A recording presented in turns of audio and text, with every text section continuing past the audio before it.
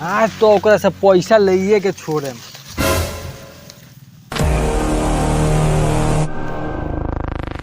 तो नमस्कार प्रणाम, आप सभी जुड़ चुके हैं एक और न्यूज में।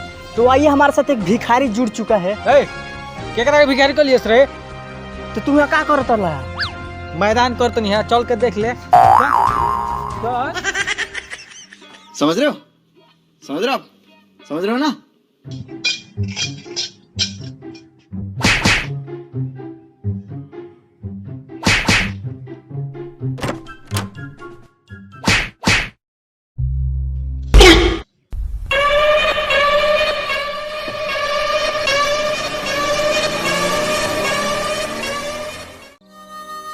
ए भैया हम बहुत गरीब भिखारी बनी।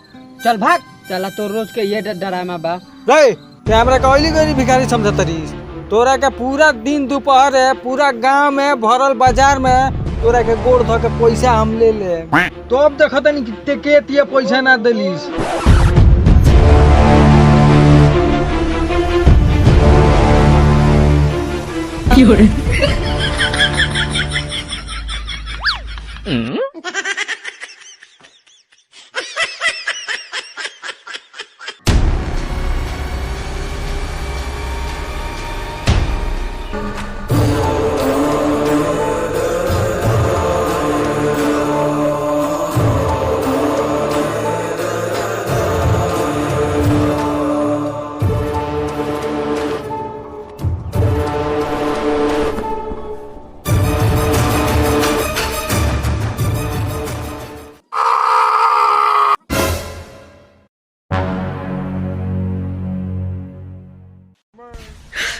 你别笑。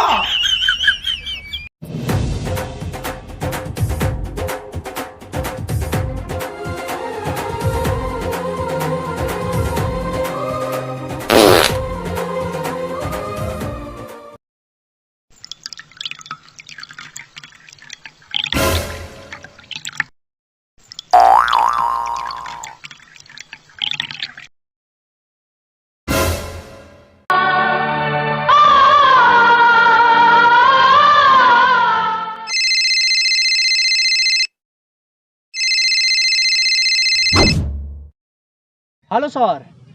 हाँ सर। सर, हम सबसे पहले तो तारा के नमस्कार करे के चाहतनी। हाँ तो करो। नमस्कार सर। हाँ नमस्कार।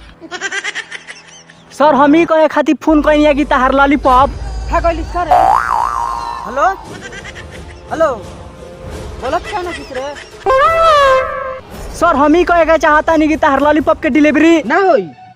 काहे ना होई? अरे लॉलीपॉप के डिलीवरी ना होई। ना होई तो हमारे पैसा दे दियो। बाग सर, भाई काज ने कामना से भेंट हो गइल। सर, हम कहे के चाहतनी कि तार डिलीवरी लिया देले बानी, पैसा रेडी रख। अच्छा ठीक बा ठीक बा।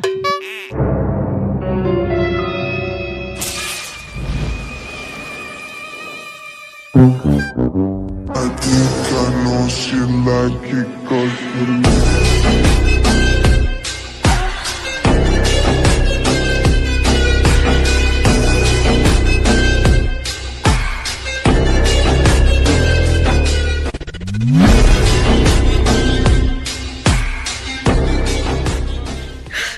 你别笑。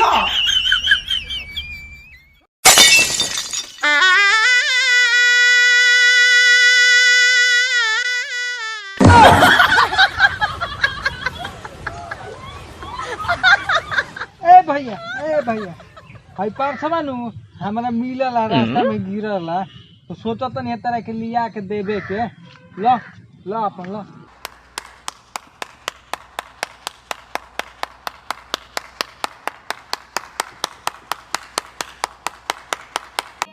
समझ रहे हो?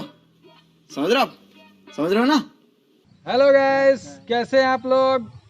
तो हमारे चैनल को सब्सक्राइब कीजिए, वीडियोस को लाइक कीजिए, कमेंट कीजिए, ज़्यादा से ज़्यादा शेयर कीजिए। आगे का राहुल भाई बोलेंगे, ताकि हम ऐसे ही वीडियो आप लोगों के लिए लाते रहें। तो प्लीज़ आप लोग वीडियो को ज़्यादा से ज़्यादा शेयर कीजिए। Love you all.